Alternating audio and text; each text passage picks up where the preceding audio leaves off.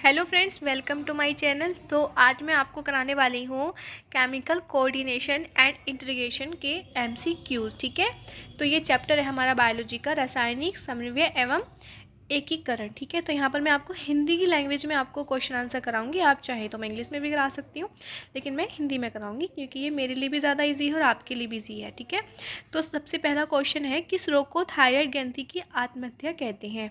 किस रोग को थायराइड ग्रंथि की आत्महत्या कहते हैं? तो आप सबको पता ही है कि हाशिमोटो जो रोग होता है, इसको थायराइड ग्रंथि की आत्महत्या कहते हैं। ठीक है, तो यहाँ पर बी इसका राइट आंसर हो जाएगा। क्वेश्चन है यहाँ पर, किस ग्रंथि को लैंगिक जैविक घड़ी कहा जाता है? तो ऑप्शन दिए हुए हैं, पीयूष ग्रंथि, प्लूमर ग्रंथि, पीनियल ग्रंथि, ग्रेवी ग्रंथि। तो यहाँ पर इसका राइट ऑप्शन पीनियल ग्रंथि है। पीनियल ग्रंथि को ही लैंगिक जैविक घड़ी कहा जाता है। ठीक है, तो थर्ड क्वेश्चन पे आते हैं, किस ग्रंथि को तीसरी आंख कहा जाता है? कौन सी ऐसी ग्रंथि है जिसको तीसरी आंख कहा जाता है? तो यहाँ पर ऑप्शन दिए हुए हैं, पीयूष ग्रंथि, थाइमस ग्रंथि, पीनियल ग्रंथि और एड्रिनल ग्रंथि। तो अगर आपने चैप्टर ठीक से पढ़ा होगा तो तीसरी आंख जिसको कहा गया है वो जो ग्रंथि है हमारी, वो पीनियल ग्रंथि है। ठीक है, तो यहाँ पर भी ऑप्शन सी राइट हो जाएगा। ठीक है, आगे बढ़ते हैं। नेक्स्ट क्वेश्चन है, किस ग्रंथि को मस्तिष्क का रेत या ब्रेन सैंड कहा जाता है? ठीक है, मस्तिष्क का रेत, तीसरी आंख, जैविक घड़ी, इन सब का एक ही नाम है जिसको कहते हैं हम पीनियल ग्रंथि। ठीक है, अग्नाशय को भी नहीं कहते, थायराइड को भी नहीं कहते, ना ही पैराथायराइड को कहते हैं। तो इसका राइट ऑप्शन भी सी ही हो जाएगा। ठीक है, तो फोर्थ का भी सी है। पर आपने पीनियल ग्रंथि के लिए कितने सारे नाम आपने देख लिए, लैंगिक जैविक घड़ी, तीसरी आंख, मस्तिष्क का रेत, और इससे एक हार्मोन भी स्रावित होता है जिसको हम कहते हैं मेलेटोनिन। ठीक है, जो डिसाइड करते हैं कि कब मतलब अंधेरे में वो ज़्यादा एक्टिव हो जाता है, जैसे सोना जागना, वो ही उससे डिसाइड हो पाता है। तो इसी को लैंगिक जैविक घड़ी कहते हैं। लैंगिक जैविक मुझे बोला नहीं जा रहा, एक साथ पता नहीं आवाज़ कैसी हो रही है, लेकिन वो ही ये डिसाइड करता है उसमें जो वो मेलेटोनिन जो हार्मोन होता है वो वाला। ठीक है, नंबर 5 है यहाँ पर, अंतःस्रावी विज्ञान का जनक किसको कहा जाता है? ऑप्शन है यहाँ पर Claude Bernard, Thomas Edison, Bayliss और स्टार्लिंग। आपको पता ही होगा, स्टार्लिंग ने हार्मोन को नाम दिया था, इन्होंने हार्मोन्स की खोज की थी। लेकिन जो अंतःस्रावी विज्ञान का जो जनक कहा जाता है, एंड्रोक्राइनोलॉजी फादर जिसको कहा जाता है, उसका नाम थॉमस एडिसन है। तो बी इसका राइट ऑप्शन ठीक हो जाएगा। नंबर 6 है, निम्न में से मानव शरीर की सबसे छोटी अंतःस्रावी ग्रंथि कौन सी है? सबसे छोटी एंडोक्राइन ग्लैंड। तो यहाँ पर आपको देखना है, पीयूष ग्रंथि, पैराथाइड ग्रंथि, थायराइड ग्रंथि या अग्नाशय ग्रंथि। तो यहाँ पर इसका राइट ऑप्शन पीयूष ग्रंथि हो जाएगा। ठीक है, तो पीयूष ग्रंथि इस क्वेश्चन का सब राइट आंसर है। तो पीयूष ग्रंथि यहाँ पर हम लगा देंगे। देखिए, इसका मैंने यहाँ पर लगा रखा है पहले से ही, शायद मैंने लगा दिया होगा कभी आपको ही पढ़ाते वक्त, कि सबसे पहला प्राप्त किया जाने वाला हार्मोन कौन सा है। तो सिक्रेटिन फर्स्ट हार्मोन है जो हमें प्राप्त हुआ था, मतलब हमारे वैज्ञानिक को। हार्मोन रासायनिक प्रकृति के होते हैं।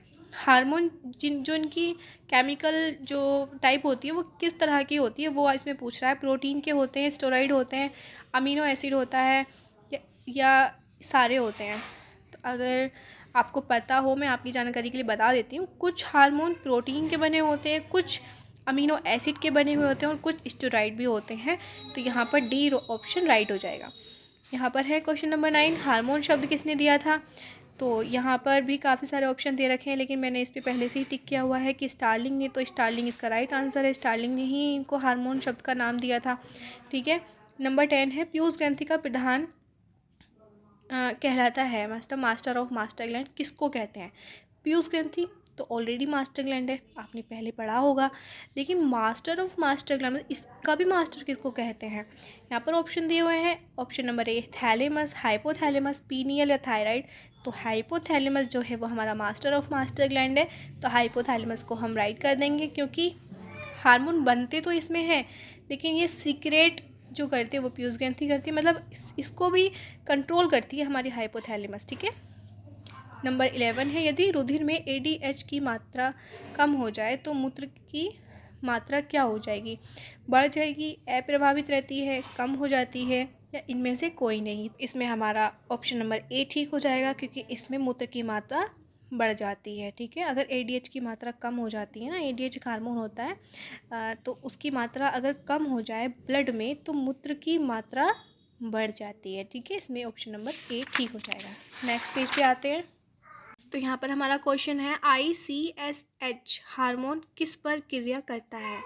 ऑप्शन है लीडिंग की सेल्स पर, सर्टोली सेल्स पर, स्पाइडिन सेल्स पर या स्पर्मेटोगनिया पर, ठीक है।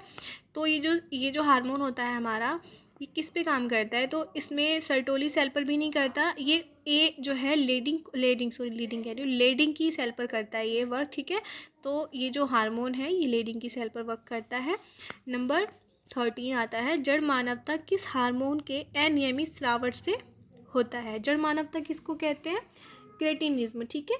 क्रेटिनिज्म जिसमें BMR लो हो जाती है, BP लो हो जाता है, बहुत सारी परेशानियाँ हो जाती हैं, वो किसके अनियमित स्राव, मतलब या तो ये कम हो जाए या ज़्यादा हो जाए, मतलब डिसबैलेंस हो जाए, ये वाला हार्मोन। कौन सा हार्मोन वो आपको देखना है, कैल्सिटोनिन, पैराथार्मोन, थायरोक्सिन, TSH। तो यहाँ पर राइट ऑप्शन थायरोक्सिन है। थायरोक्सिन के ही अनियमित स्रावण से जड़ मानवता रोग होता है जिसे कहते हैं हम क्रेटिनिज्म, ठीक है। तो बाकी के क्वेश्चन आंसर मैं आपको अगली वीडियो में कराऊंगी। मेरी वीडियो कैसी लगी प्लीज़ कमेंट बॉक्स में ज़रूर बताना। बाय।